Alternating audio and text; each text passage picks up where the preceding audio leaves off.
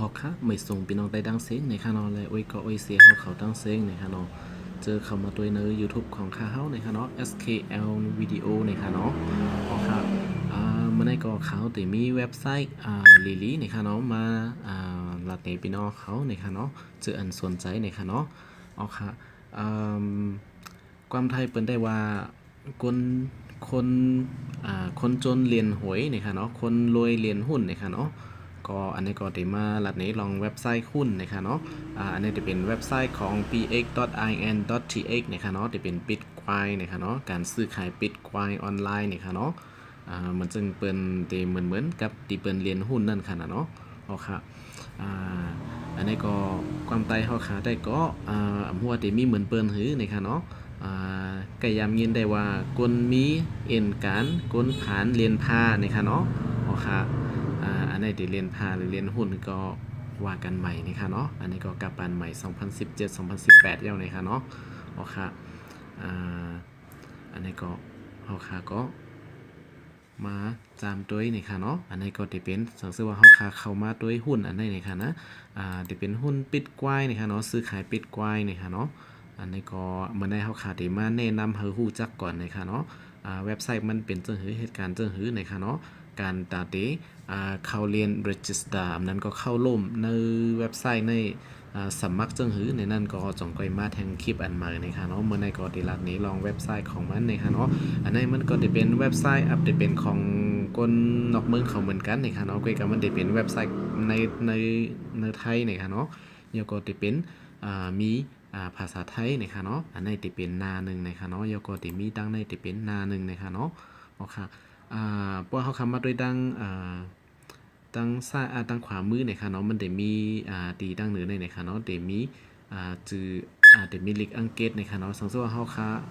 หมอลิกไทยเนี่ยค่ะเนาะเขาเรียนลิกไทยเนี่ยก็เด็กเข้ามาเรียน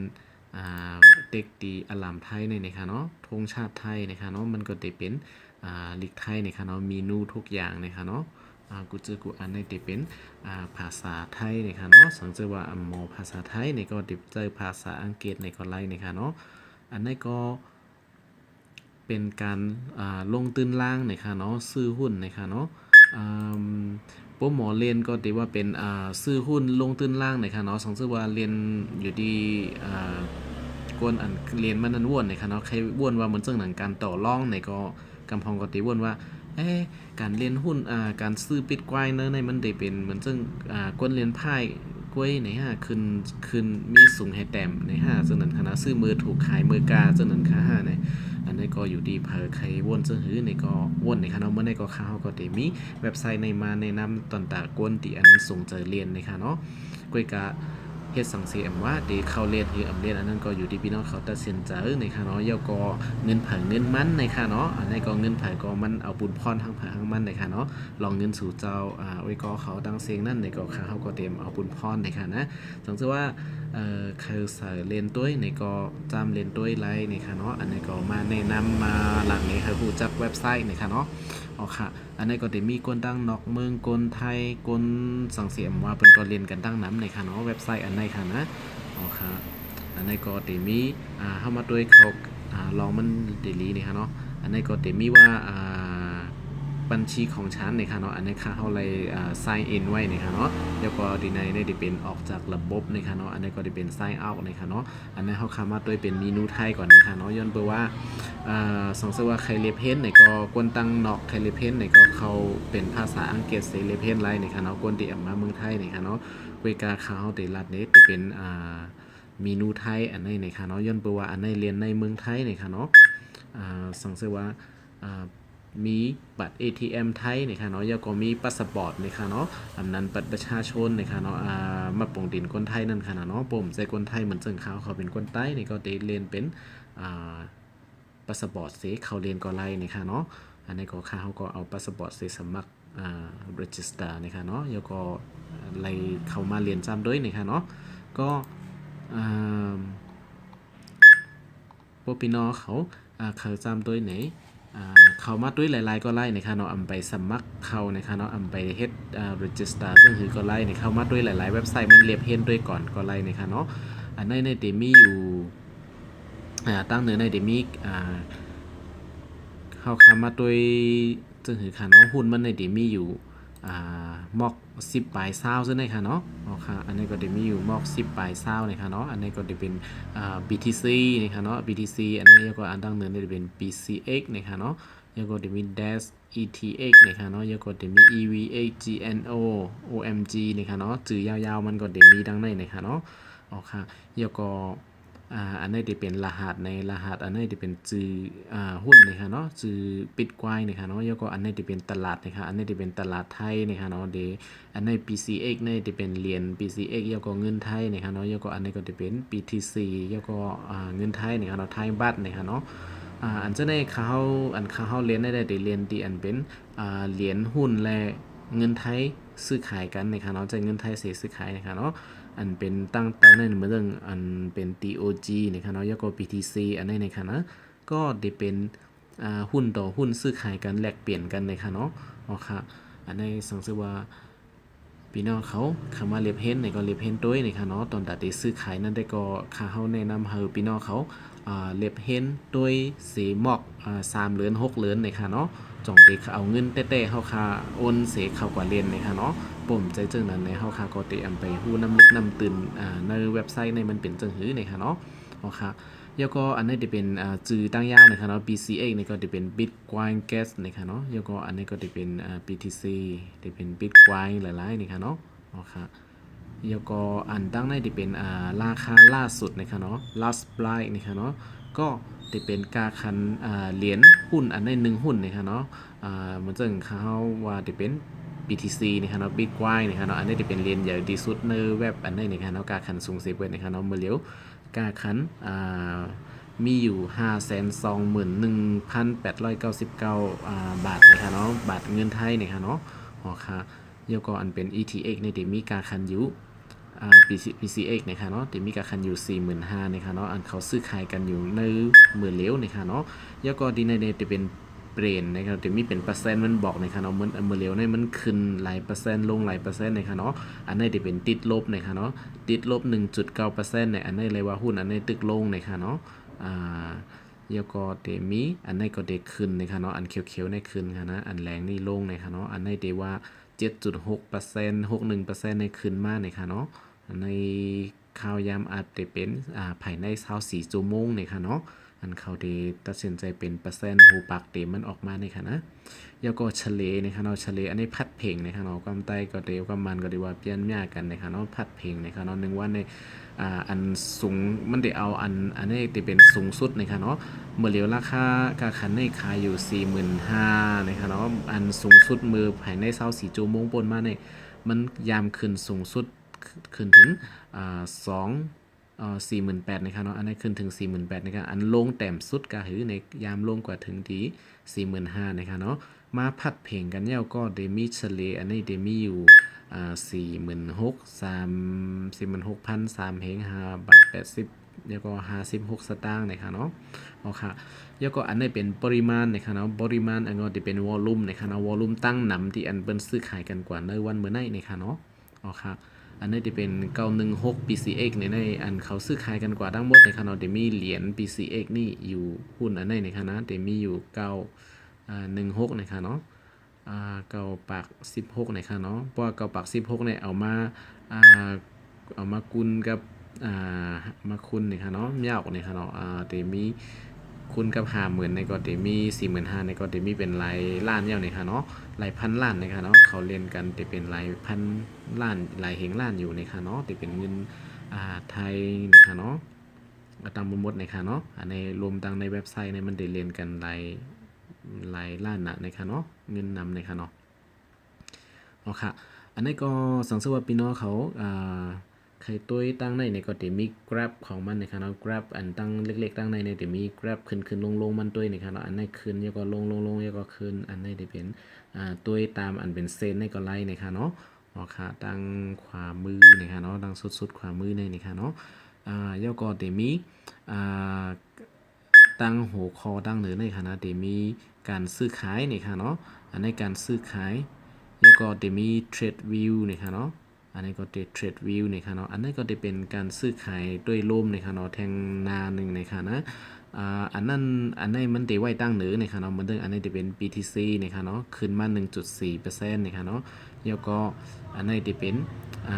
ETH นะครับเนาะแล้วก็ Dash นะครับเนาะตั้งเหนืออันนี้ก็จะมาไว้วันตั้งเหนือมันมอกในหนึ่งนะครับเนาะสมมติว่าใครด้วยอันเลยนี่ก็เด็กด้วยอะไรนะครับเนาะมันซึ่งเขาตีด้วยมือเลี้ยวตีด้วยตีเป็นOMG นะครับเนาะก็เด็กตี OMG นะครับเนาะมันก็จะมีข้อมูล OMG นี่ค่ะเนาะ OMG อันนี้หุ้นอันนี้มันเตมปอกกากันเตมปอสูงนี่ค่ะเนาะเดมี2ปากปลายนี่ค่ะเนาะ2ปากเศร้าถึง2ปาก3ปากซึ่งในมาปอกขึ้นถึง4ปากนี่ค่ะเนาะอยู่ดีว่ามันขึ้นมันลงกูวันนี่ค่ะเนาะอันนี้ก็จะเป็นตั้งในแทงอันนึงนี่ค่ะเนาะแล้วก็วนหลังก็ด้วยนี่ค่ะเนาะ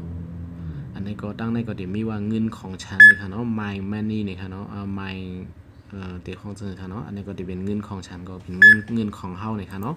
เหมือนจังว่าเฮามีเงินกาฮือนี่ค่ะเนาะอันนี้ก็ด้วยไหลดังในนี่ค่ะเนาะว่าเฮาซื้อหุ้นอันไหลไว้ขายอันไหลไว้เฮายิบหุ้นอันไหลเหรียญอันไหลไว้พองนี่ค่ะเนาะแล้วก็เงินสดเฮาค่ามีกาฮือในนั้นค่ะเนาะอันนี้ก็ค่าเฮาแต่ละในปุ่งแตกมันนี่ค่ะเนาะอันนี้ก็ในเป็นในของค่าเฮาในนี่ค่ะเนาะไอ้ข้าวของค่าเฮาในนี่ค่ะเนาะค่าเฮาไปซื้อไว้ที่เป็นEVX นะครับเนาะ EVX นี่ก็จะเป็น average token นะครับเนาะอันนี้ค่าเขาซื้อไว้อยู่ 30.7235 หุ้นนะครับเนาะแล้วก็เจอ BTC ซึ่งในได้ก็ขายกระเย้านะครับเนาะอันเบลียวค่าเขายิบไว้มีอยู่อันในกุ้ยนะครับเนาะขายแอมไลนะครับเนาะเบลียวกาคันลงนะครับนะพวกขายก็ดีซุ่มอลังอีกหนึ่งนะครับเนาะเอาค่ะอันนี้ก็ดีแอมไปขายนะครับเนาะแล้วก็จะมีความปลอดภัยนะครับเนาะอันนี้จะเป็น security นะครับเนาะว่าเฮาได้โอนเข้าเงินกะหือเอาออกเงินกะหือแล้วก็ได้ซื้อขายทั้งหลายแล้วก็ได้ใส่หมายลับซึ่งหือในนั้นค่ะเนาะอันนี้ก็จะเป็นtwo factor นะครับเนาะอันนี้หมายถึงว่ามันจะเฮาค่าที่เอาเงินเข้าในก็เฮาค่าก็ใส่หมายลับไว้นะคะเนาะสมมุติว่าเฮาค่าที่เอาออกในก็เฮาก็ได้เลยใส่หมายลับอันเฮาค่าใส่มือเฮาค่าใส่เงินนั่นนะคะเนาะที่เอาออกในเฮาค่าก็ได้เลยใส่หมายลับอันเก่านั้นให้มันเหมือนกันนะคะเนาะอันนี้ก็จะเป็นลองจังซั่นเนาะลองส่งซิมนะคะเนาะปลอดภัยของเฮานะคะเนาะsecurity นะคะเนาะออกค่ะแล้วก็อันนี้ก็จะมีข้อมูลนะคะเนาะอันนี้ก็ข้อมูลเกี่ยวกับต่างหู้ในเว็บไซต์ในนะคะเนาะแล้วก็เดี๋ยวมีคำถามที่พบบ่อยนะคะเนาะลองความถามที่เขาจะอันเป็นถามมากำถามมานั่นนะคะเนาะแล้วก็จะมีลองเอกสารนะคะเนาะลองซึ่งคณะศาสตร์ด้านนะคะเนาะได้เป็นลองเว็บนะคะเนาะอันนั้นก็กฎหมายกฎของเว็บนะคะเนาะอันนี้ความโปร่งใสนะคะเนาะก็ลองปังแรงนะคะเนาะจึนจังนะคะเนาะลองอันเป็นเดว่าเป็นเจ้าหื้อนะคะเนาะซับแรงนี่ลองแวบเปิ้นนะคะเนาะแล้วก็เงินไขเลยขอตกลงนะคะเนาะอันนี้เดี๋ยวมีเงินไขขอตกลงกันนะคะเนาะเหมือนเจ้าเขาคาเดเขาเรียนเว็บไซต์อันนี้เดเลยเฮ็ดเจ้าหื้อเดเลยย่อมเจ้าหื้อพองในเขาคาก็ถูกลีกว่าอ่านไว้นะคะเนาะสมมุติว่าเรียนนะคะเนาะแล้วก็อันนี้ก็จะเป็น knowledge base นะครับเนาะอันนี้ก็จะเป็นลองตั้งหู้ตั้งหันอันอาชีพามนะครับเนาะพื้นฐานที่เลยหู้ไว้นะครับเนาะอันนี้ก็ติดต่อเรานะครับเนาะอันนี้ก็ contact นะครับเนาะเป็นภาษาอังกฤษนะครับนะอันนี้ก็เข้าคาติดต่อกว่าดีเจ้าของเว็บไซต์ที่อันด้วยถึงเว็บไซต์ในไลน์นะครับเนาะส่งทางอีเมลนะครับเนาะโอเคอันนี้ก็จะมีแล้วก็จะมีอันฟรีบิตคอยน์นะครับเนาะอันนี้ก็ลองบิตคอยน์นะครับเนาะหลายอันนะครับเนาะเข้ามาเรียนเห็นด้วยนะครับเนาะมีนำนะครับเนาะแล้วก็สังเกตพี่น้องเขายอดเงินในอันนี้ก็จะมียอดเงินของเขาตั้งหมดนั่นค่ะเนาะว่าเขาซื้ออันเลยขายอันเลยไว้นะครับเนาะ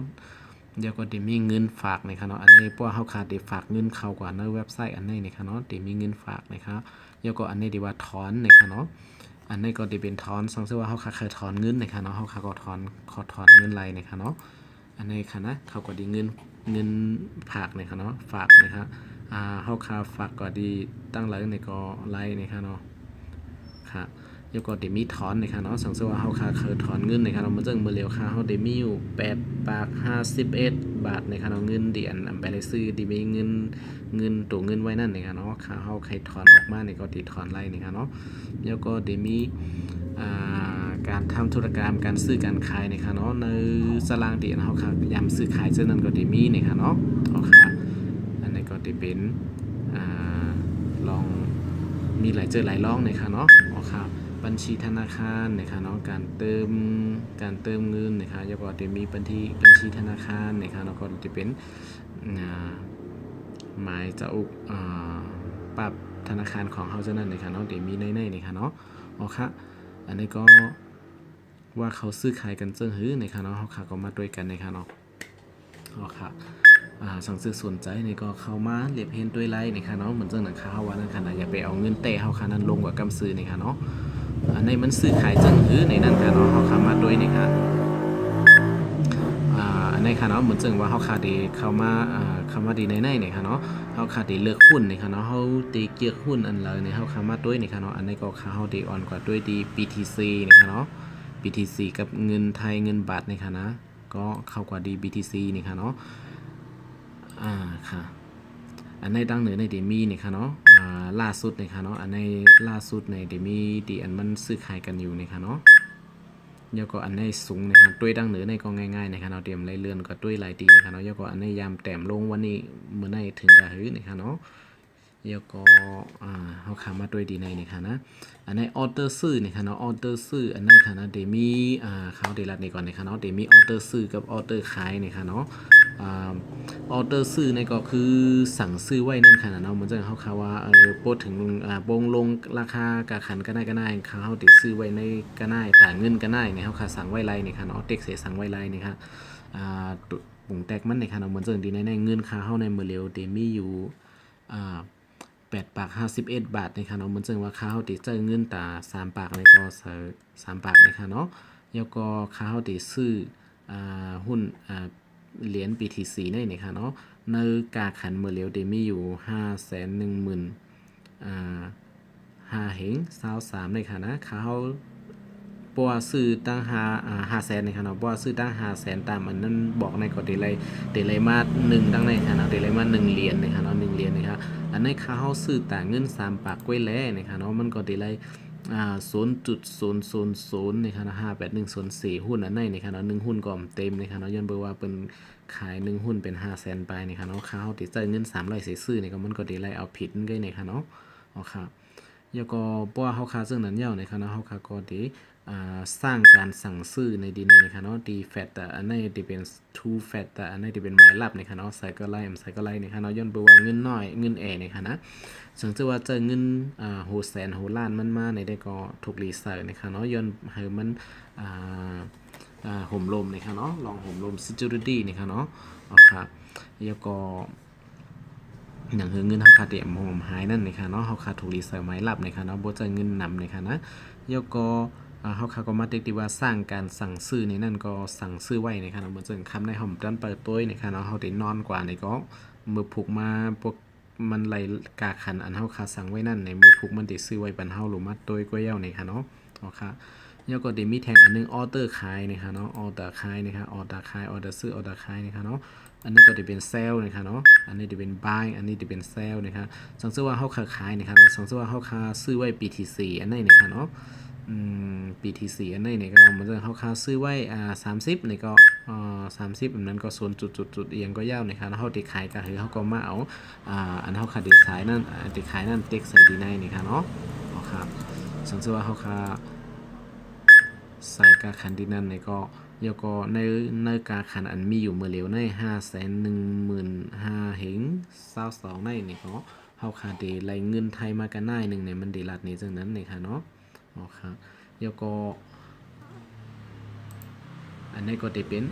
grab ของมันนะคะเนาะอันนี้เฮาคาย้อนหลังเสียตัวอะไรนะคะเนาะอันนี้เฮาคาก็มาด้วย grab ของมันดีในเอานะคะเนาะอันนี้ก็มือ14 นาฬิกานะคะเนาะ14 นาฬิกาดีในจะเป็นมือหมอกY วัน2 โมงนะคะเนาะมันได้มีอยู่หมอก407,000นะคะเนาะกาคันนะคะเนาะแล้วก็มามืออันนี้ติมือข้าวยาม8 โมงครึ่งตามคำนะคะเนาะกาคันมันก็ขึ้นกว่าถึงที่500,000นะคะเนาะแล้วก็อันนี้มืออันนี้มือ3 ทุ่มครึ่งนะคะเนาะมือ9 โมงครึ่งนะคะเนาะกลางค่ำเลยนะคะเนาะอากาศคันมันยามขึ้นถึง531,000นะคะ1เหงนะคะเนาะครับอันนี้ก็ได้ขึ้นกว่าติ๊กๆนะคะเนาะ อันในเฮาคาซื้อในก็หลุไลเรียบเห็นต้วยในเหมือนซึ่งหนังคาว่าอย่าไปกึ่งกลางซื้อในค่ะเนาะเฮาคาย้อนกว่าต้วยไรในค่ะเนาะสังเกตว่าเฮาคาซื้อมือมันกาซึ่งในค่ะเนาะสังเกตว่ามันลงกว่าในมันขึ้นมาในอย่าว่าเดไลนำยาดในค่ะเนาะเพราะว่าเฮาซื้อมือ 500,000เนี่ยเฮามาขายมือ 400,000 กว่าในเฮาก็ได้ขาดอาล่างในค่ะเนาะได้ซุ่มอาล่างอีกนึงในค่ะเนาะสังเกตว่าเฮาคาซื้อมือมันขึ้นอยู่4,500,000 4,600,000ในยก็มาขายมือมันขึ้น500,000นั่นนะคะเนาะก็ขึ้น500,000เฮาค่ะก็ได้ไล่นำยานำต้อนนะคะเนาะภายในหลายชั่วโมงอ่อนก้อยนะคะเนาะสังเกตว่าหมอซื้อหมอขายนี่ก็ได้ไล่มีนำยานำต้อนนะครับสังเกตว่าเฮาค่ะตัดสินใจผิดนี่ก็ได้ซุ่มเงินไหลใน 2-3 ชั่วโมงนั่นก้อยนะคะเนาะเอาค่ะอันนี้ก็เธอเป็นตั้งหูตั้งหันในค่ะเนาะเจออันสนใจในค่ะเนาะเผื่อมีวันหนึ่งมาเมืองเฮาก็ได้ไล่ซื้อขายเหมือนเบิ่นจังไหนในค่ะเนาะสนใจว่าอยู่เมืองไทยเนี่ยก็ใครซื้อเนี่ยก็ซื้อไล่ในค่ะเนาะการสมัคร register เสเรียนในเว็บไซต์ในเนี่ยก็ต่างวันมาสองสัปดาห์มีข่าวย้ำเลยเดี๋ยวเอามาคืนให้พี่น้องเขาเลยตุ้ยในค่ะเนาะเอาค่ะอันในก็เขาขามาตุ้ยตั้งแต่ในค่ะเนาะเอาค่ะอันในหุ้นBTC อันไหนนี่ค่ะเนาะ BTC นี่ค่ะเนาะอันไหนมือ12สกันนะครับ1สกันเนี่ยมันซื้อกันทุกวินาทีนี่ค่ะเนาะทุกสกันทุกมินินี่ค่ะเนาะอันนี้เขาซื้อกันนี่ค่ะเนาะเหมือนซึ่งหนังอันนี้เนี่ยมือ6สกันที่อันปนมานี่ค่ะเนาะซื้อกว่ากาขัน515,000 เฮง5.99นี่ค่ะเนาะแล้วก็ซื้อขายกันกว่าBTC ในนะคะเนาะหุ้นอันในนะคะเนาะส่วนจุดกลางคือในมันได้ลัดที่ตั้งในมันนะคะเนาะจำนวนตั้งนำของ BTC นะคะเนาะแล้วก็อันในอันเปลี่ยนอยู่อันซื้อขายกันอยู่นะคะเนาะกูเข้ายำเดียนบนมานะคะเนาะแล้วก็อันผังในนะคะเนาะเป็นก้นเขาซื้อนะคะเนาะผังตั้งในเป็นก้นเขาขายนะคะเนาะอันนี้จะเป็นผังซื้อนะคะเนาะอันมีไฟลุกในเป็นผังซื้อนะคะเขาตึกหิมกันซื้อนะคะเนาะแล้วก็ออเตอร์ขายในจะเป็นผังตั้งขวานะคะเนาะอันในก้นขายตั้งราคาขายไว้นะคะเนาะเหมือนซึ่งค่าเฮาตีนอนมื้อไหนมันเปิดโดยนะคะเนาะค่าเฮาตั้งไว้ราคากะขันมัน600,000ในสีนอนก็ไล่นะคะเนาะสังเกตว่ากลางถึงนี่ก็ข้าวก็ได้เลยขายในคำในนะคะเนาะสังเกตว่ากาขันมันขึ้นถึงนี่ก็เขาก็เตรียมไปเลยขายจนถึงกว่าวันพุกนะครับเมื่อพุกนะคะเนาะครับอันนี้ก็ด้วยไรนะคะเนาะว่าเขาซื้อกันก็คือก็แห้งซื้อแห้งขายมันห้าแห้งขายมันคือนำเสียแห้งอันเคยซื้อ5อันนั้นก็แห้งซื้อมันนำกว่าแห้งอันขาย5ในส่วนนั้นค่ะนะก็ด้วยไรนะคะเนาะมันจึงหนังว่าสมมติว่าแห้งซื้อมันนำเสียแห้งขายนี่ก็กาขันมันเด็กขึ้นเหมือนจังหนังแห้งขายก้นไข่ขายนำหนาอาลาก้นไข่ซื้อมีนี่ก็การขันมันก็ดีลงนั่นค่ะนะเนาะเหมือนจังหนังการซื้อขายข่าวกับเมืองเฮานั่นค่ะนะเนาะปล่อยจ้างนำก็ดีหิมกันซื้อนะคะเนาะมีปล่อยจ้างดีเลยมาซื้อนี่ก็ดีหิมกันขายปันนะคะเนาะกลุ่มมีคนมาซื้อนะคะเนาะอ๋อครับอันนี้ก็เฮาค่าตัวดีว่าดีในนะคะเนาะวิวฟูลบุ๊กนะคะเนาะอันนี้ก็เข้ากว่าตัวไรนะคะเนาะว่าเขาซื้อขายกันมีกาหือเนี่ยค่ะเนาะอันไหนค่ะเนาะอันผังตั้งซ้ายมือในเนี่ยค่ะเนาะที่เป็นก้นสั่งซื้อไว้เนี่ยค่ะเนาะแล้วก็อันเป็นตั้งภายขวามือในเนี่ยค่ะเนาะที่เป็นก้นสั่งขายไว้เนี่ยค่ะเนาะตั้งมดในขณะปองเงินกันตัวในเต็มมีอยู่เหมือนซึ่งที่ในก็อันนี้เต็มมีเงิน80,000ปลายอันนี้ก็40,000ปลายอันนี้ก็6เฮงปลายอันนี้ก็5เฮงปลายเนี่ยค่ะเนาะแล้วก็บางอันก็4-500ก็มีนะคะเนาะบางอันก็จะเป็นเงิน60,000บางอันก็แสนนะคะเนาะล้านก็มีนะคะเนาะเขาก็ดีป้อมาป้องเรากันมั่วๆในลายเหงล้านอยู่นะคะเนาะที่เขาเล่นกันนะคะเนาะเขาคำมาลักด้วยนะคะเนาะลงกว่าติ๊กๆนะคะเนาะใครซื้อใครขายเขาสั่งกันไว้นั่นค่ะนะลงมาตั้งใจสุดๆนะคะเนาะอ๋อค่ะอันนี้ค่ะเนาะตั้งใจสุดๆในเดี๋ยวมีกันค่ะอันนี้สั่งซื้อไว้นะคะเนาะมี49ล้านนะคะเนาะ49ล้านนะคะเนาะแล้วก็จำนวนหุ้น BTC ในเดมี104นะคะเนาะเหรียญนะคะเนาะเหรียญ BTC ในเดมีก็ได้นะคะเนาะแล้วก็คนที่สั่งซื้อไว้ในเป็น49ล้านนะคะแล้วก็ตั้งในเดเป็นผังที่เขาได้ขายนั่นนะคะเนาะอันนี้ก็เดมีอยู่66ล้านนะคะเนาะ66ล้านนะคะเนาะ66,600,000นะคะเนาะแล้วก็ก้นขายนะคะเนาะ แล้วก็อันนี้ปิดกว้างของมัน BTC ในเดมีตั้งนำ BTC ในเดมี1 ปาก 19นะคะเนาะอ๋อค่ะอันนี้ก็เลยว่าแห้งขายมันมีอยู่66ล้านนะคะเนาะแล้วก็แต่แห้งซื้อมันจะมีอยู่49ล้านนะคะเนาะอ๋อค่ะอันนี้ก็มาด้วยไรวอลลุ่มนะคะเนาะเป็นเด็ด้วยวอลลุ่มในร่างกายมันนะคะนะมาปองเรากันม้วนๆในจ่ายเงินในย้อนตอนตา BTC ในก้อยนะคะเนาะหุ้น BTC ในก้อยนะคะเนาะการซื้อมันนำขนาดนำแต่นั่นนะคะเนาะสังเกตว่าเป็นอันปองรอเจอในม้วนๆในมันก็จะมีหลายพันล้านนะคะเนาะหลายเฮงล้านนะคะเนาะเขามาเรียนกันนะคะก็รีสนใจอยู่นะคะเนาะอ๋อค่ะแล้วก็พี่น้องเขามันเจอหนะว่าเด็ดตัว Grab ของมันนะคะเนาะตัว Grab ตั้งในนะคะนะอันนี้พี่น้องเขาดูแผนภูมิอย่างละเอียดนะคะเนาะอันนี้ก็เด็ดตัวลายย่อยนะคะเนาะมันจะเข้าขาตัวGrab อันนี้เข้าขาย้อนตัวลายมือ10 วันป่วนมาอันนั้นก็5 วันป่วนมา1 เดือนป่วนมา2-3 เดือนป่วนมาในเข้าขาก็ย้อนหลังเหตุตัวไรนะคะเนาะว่าเข้าขาถูกลีตัดสินใจซื้อจังหื้อนะคะเนาะอ๋อครับอันนี้ก็กำก่อนค่ะเนาะอันนี้ก็จะเป็นมือ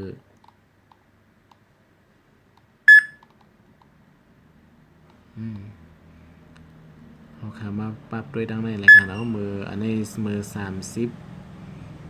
เมตรนี่ค่ะเนาะย้อนหลังตูส่งย้อนหลังตัวมันจะมีย้อนหลังเสียตัวขึ้นตั้งหลังนี่ค่ะเนาะอันในมือ1 วันตีป่นมานั่นเป็นเสื้อหื้อนี่ค่ะเนาะแล้วก็อันในมือ5 วันป่นมามันกาขันมันอยู่กาหื้อนี่ค่ะเนาะอันในเยาเหมือนใน10 วันป่นมามันมีกาหื้อเยาเหมือนในมีกาหื้อนี่ค่ะเนาะแล้วก็1 เดือน3 เดือน6 เดือนป่นมา1 ปีป่นมาในสายงายเงาลายมันเป็นซื่อหือในเมื่อก่อนในกาขันมันเปิดโตกาหือหุ่นอันไหนนะคะเนาะเยาก็มือเหลียวมันขึ้นถึงกาหือในมันขึ้นติ๊กๆ5นั้นก็ขึ้นลง5เนี่ยเฮาขาก็เต็มมาด้วยไรในนะคะเนาะอ๋อค่ะอันนี้ก็จะเป็นการแนะนำเว็บไซต์หุ้นนะคะเนาะหุ้นอำใจนะครับได้เป็นหุ้นก็ว่านะคะเนาะแล้วก็ Bitcoin ก็ว่านะคะเนาะได้เป็น